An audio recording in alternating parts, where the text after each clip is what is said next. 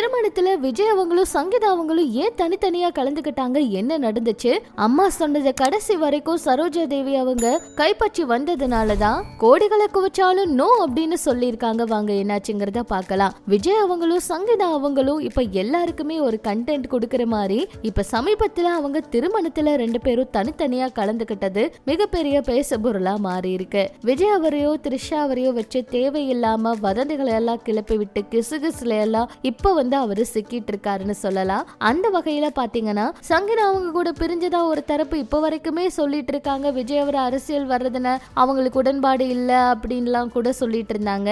இந்த நிலையில விஜய் அவரும் சங்கீதா அவங்களும் பேசிக்கிறதே இல்ல அப்படின்னு எல்லாம் சொன்ன நிலையில மகளோட படிப்புக்காக சங்கீதா அவங்க லண்டன் போயிருக்காங்கன்னு ஒரு நியூஸ் வெளியாச்சு. இந்த நிலையில சமீபத்துல சத்யபாமா கல்வி குழுமத்தோட நிறுவனர் ஜேபிஆர் பேத்தியோட திருமண வரவேற்புல விஜய் அவர் கலந்துகிட்டாரு. அது மட்டும் இல்லாம சங்கீதா அவங்களும் நிகழ்ச்சிக்கு வந்திருக்காங்க. கணவன் மனைவி 2 பேரும் ஒரே நிகழ்ச்சிக்கு வந்தாலும் தனித்தனியா வந்திருந்தாங்க. இதுதான் இப்ப பேச பொருளா மாறி இருக்கு. அப்படின்னா உண்மையா இவங்க பிரிஞ்சு வாழ்றாங்களா அப்படிங்கிற விமர்சனம் வந்திருக்கு. சொல்ல போனா சும்மாவே எல்லாரும் பேசுவாங்க, இந்த மாதிரி விஷயம் கிடைச்சா பேசாமையா இருப்பாங்க. ஆனா என்ன நடந்திருக்கு அப்படிங்கிறது தெரியல. தனித்தனியா வந்தது இவங்களுடைய சொந்த வாழ்க்கையில ஏதோ பிரச்சனையா இருக்கு அப்படின்னு சொல்லி உறுதிப்படுத்தி இருக்கு அப்படிங்கிற மாதிரி செய்திகள் வெளியாகி இருக்கு. ஆனா என்ன நடந்துச்சு, எதனால அவங்க தனியா வந்தாங்க அப்படிங்கறதெல்லாம் தெரியல. பொறுத்திருந்துதான் பார்க்கணும். இப்படி இது ஒரு பக்கம் இருக்கு.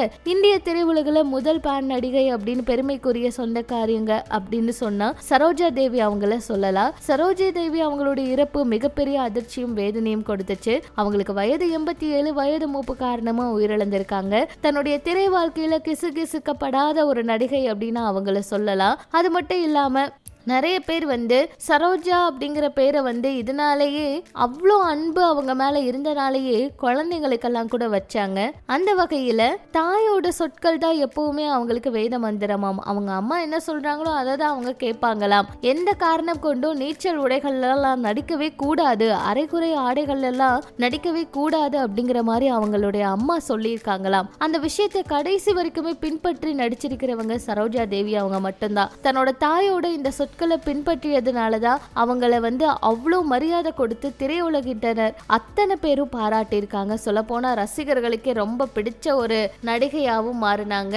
நிறைய தயாரிப்பாளர்கள் சம்பளத்தை ஏத்தி கொடுக்கிறோம் அப்படின்லாம் சரோஜா தேவி அவங்ககிட்ட சொல்லியிருக்காங்க, இந்த மாதிரி எல்லாம் நடிங்கன்னு.